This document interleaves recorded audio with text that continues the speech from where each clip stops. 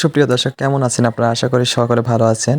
ঘাসের মাঝেই কিছু জায়গায় আমি খেসারি বুনেছিলাম। সেই খেসারি কেটে আমি গরুকে খাওয়াবো। তার জন্যে আজকে আসা। ঘাস দেখলে এমনিতেই মন ভরে যায়। ঘাসও মাশাআল্লাহ খুবই সুন্দর হয়েছে। যাদের ঘাসের কাটিং লাগবে অবশ্যই স্ক্রিনে থাকা নাম্বারে যোগাযোগ করবেন। ভাবতেছি এখানে খেসারি কেটে তারপর এখানেও ঘাসের কাটিং লাগিয়ে দেব।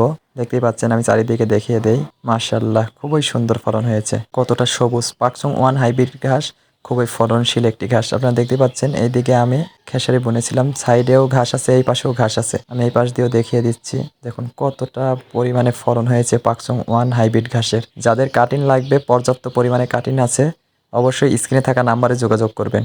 এই পাকসং ওয়ান হাইব্রিড ঘাস খুবই ফলনশীল একটি ঘাস। জমিতে একবার কাটিং লাগালে দীর্ঘদিন কেটে খাওয়াতে পারবেন, 6 থেকে 7 বছর। আর ভালোভাবে যত্ন নিলে এর চেয়ে বেশিও খাওয়াতে পারবেন। এটা খুবই নরম ও সফট, তাই গরু ছাগল উভয় পানি খুব ভালোভাবে খায়। সুপ্রিয় দর্শক, আপনার ভিডিওতে দেখতে পাচ্ছেন কতটা বাম্পার ফলন হয়েছে। যাদের কাটিং লাগবে অবশ্যই স্ক্রিনে থাকা নাম্বারে যোগাযোগ করবেন। সবাই ভালো থাকবেন। আল্লাহ হাফেজ।